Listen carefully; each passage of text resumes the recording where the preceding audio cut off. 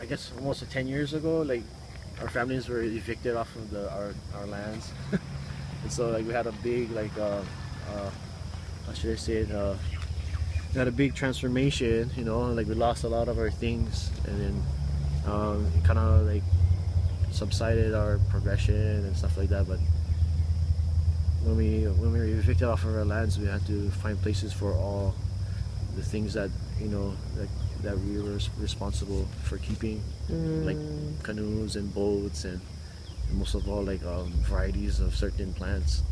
So this is an area where we're actively like engaging like our younger generation to come and be and just save these sacred plants that we had from our different farms. Yes, because a lot of our families are getting attacked.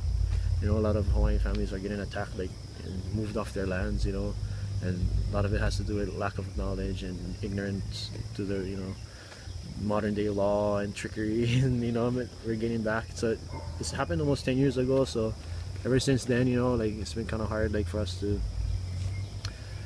have a foundation, I guess.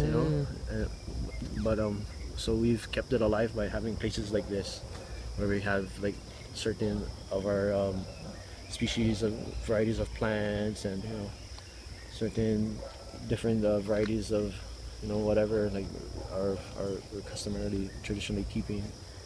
And then so this is like a spot right here, and these are areas that this whole like valley, pretty much this whole road, like we have like stuff that's all over the place. And so sacred medicinal plants and spiritual, yeah, like, and food plants, so like. And then here is where we have those canoes that are refurbished. Let's see if it works. Jesse, come.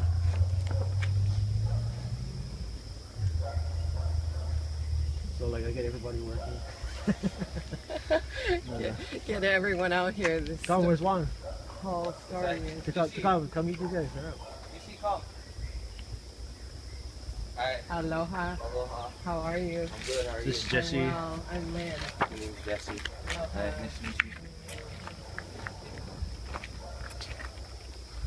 Those are my brother. Miguel. I'm Jesse. Right on. Nice to meet you.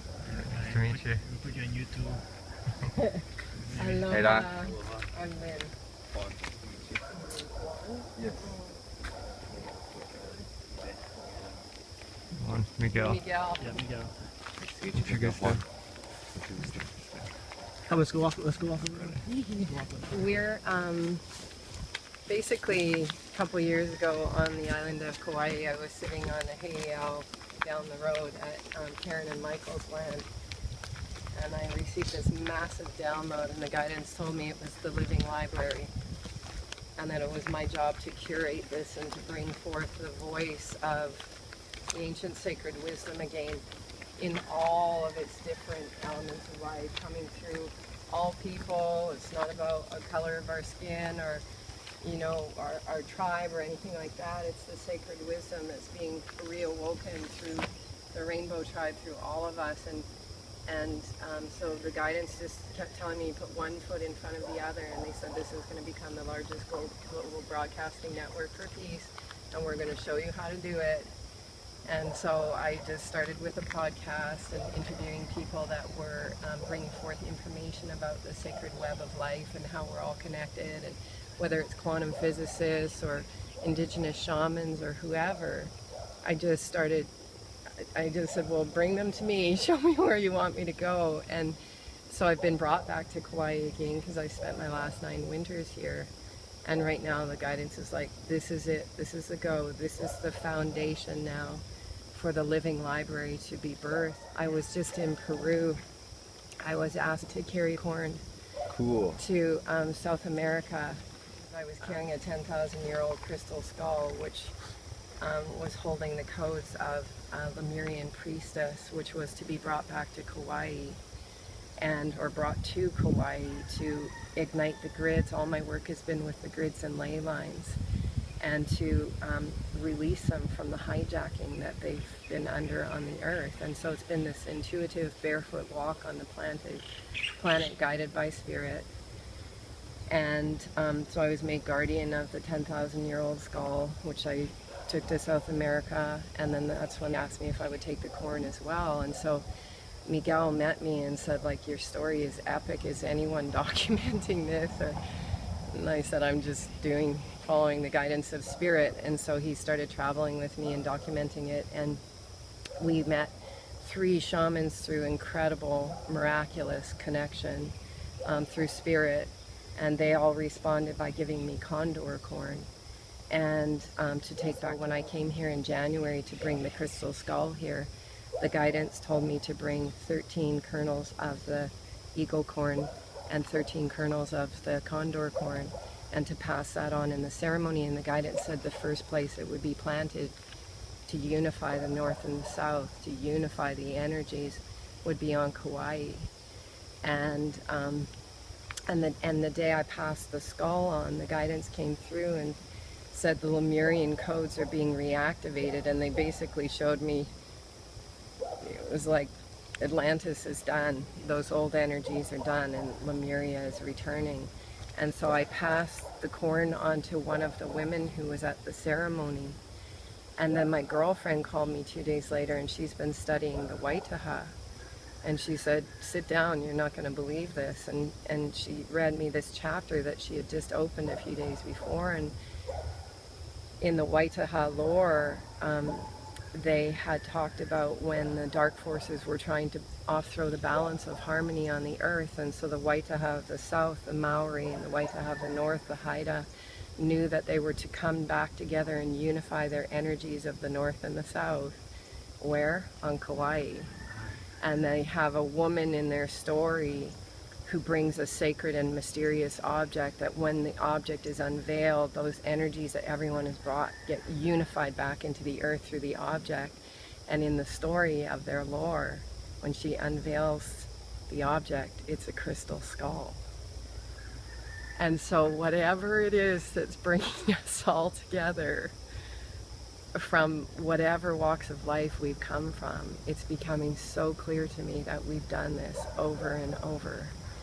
And we've all come back through these different, we've all gone down different paths and carried different genetics and different bloodlines in our bodies.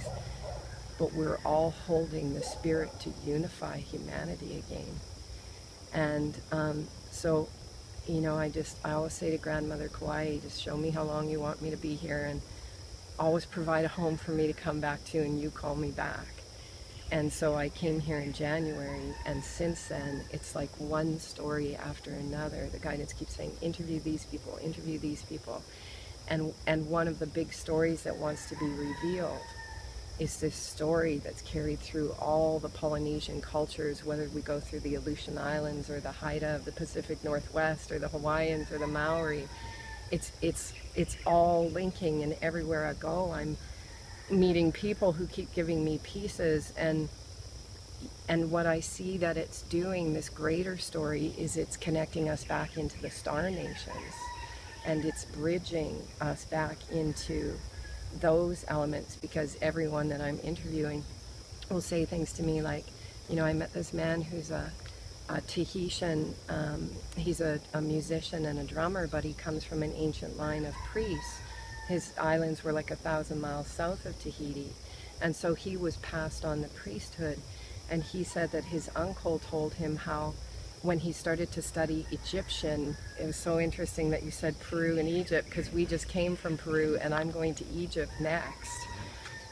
So he said how his uncle, when he studied the Egyptian scriptures, he found all these Polynesian words, and how his uncle told him that his people came through Sirius into Egypt and then traveled the navigational waves of the planet.